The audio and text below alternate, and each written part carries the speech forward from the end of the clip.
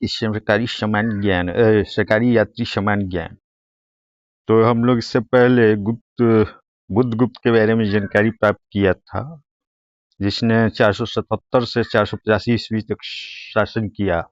अब हम लोग देखेंगे नरसिंह गुप्त बालादित्य। बुद्धगुप्त की मृत्यु के बाद इसका छोटा भाई नरसिंह गुप्त बालादित्य शासक बना।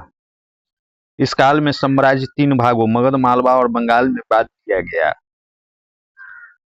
मगध का शासक नरसिंह गुप्त तथा मालवा क्षेत्र में भानुगुप्त तथा बंगाल के क्षेत्र में वैन्युगुप्त ने अपने स्वतंत्र शासन स्थापित कर लिया।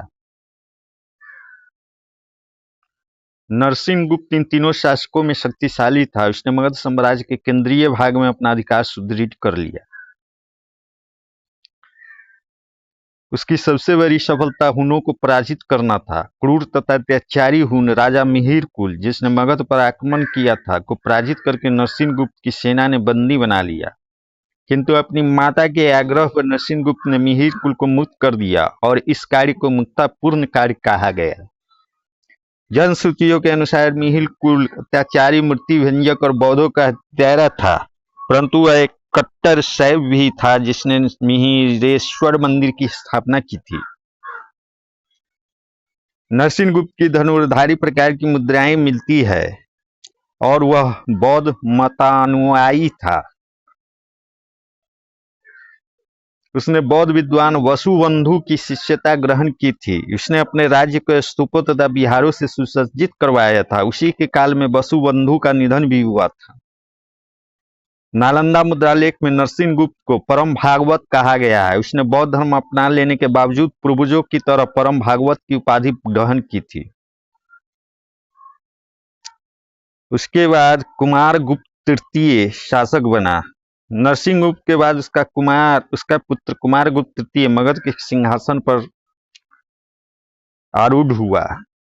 भित्री तथा नालंदा के मुद्रालेखों में उसकी माता का नाम महादेवी मित्र देवी मिलता है। कुमारगुप्त तृतीय गुप्त वंश का अंतिम महान शासक था। इसके संदर्भ में ताम्रपत्र में गुप्त संवत 224 यानी 543 ईस्वी अंकित है।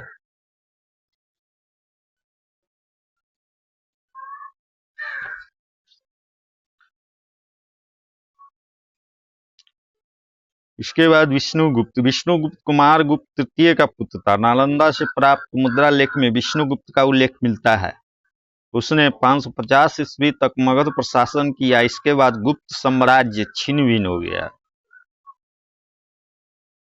तो गुप्त साम्राज्य के पतन के मुख्य कारण, गुप्त साम्राज्य का पतन 467 ईस्वी में स्कंदगुप्त के निधन के बाद से ही प्रारंभ हो गया था, क्योंकि स्कंदगुप्त के उत्तराधिकारियों में कोई भी महत्वाकांक्षी, पराक्रमी, योग्य व कुशल साबित नहीं हुए, बल्कि वे अपने पूर्वजों की भांति वैष्णव व परम भागवत की जगह बौद्ध मतानुयायी तथा अहिंसा के उपासक थे, जो दान पुण्य में लिप्त हो गए।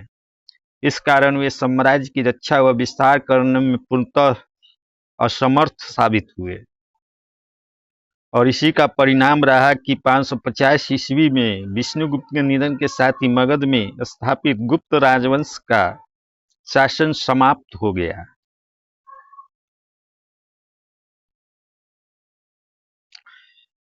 अब मगध में प्रवर्ती गुप्त शासक, जो 480 से 750 ईस्वी तक चला था। 5वीं-6वीं शताब्दी ईस्वी में बिहार के कुछ भागों में प्रवर्ती गुप्त शासकों के शासन की जानकारी कुछ अभिलेखों से मिलती है, जिनकी प्राप्ति गया और शाहाबाद जिलों के क्षेत्र में हुई है। इस वंश का संस्थापक कृष्णगुप्त, जिसने 480 से 502 ईस्वी तक शासन किया था, परंतु यह स्पष्ट नहीं है कि उसका संबंध महान गुप्त शासकों से था या नहीं।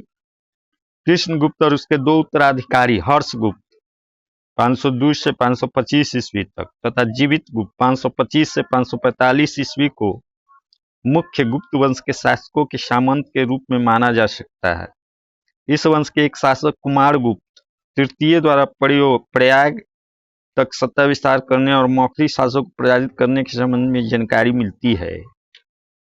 उसके उत्तराधिकारी दामोदर गुप्त को मौखरी शासक ने पराजित कर मगध के अधिकांश भाग को हस्तगत कर लिया। इस बीच इस क्षेत्र में बंगाल के गौड़ के शासक शशांक के भी अभियान हुए।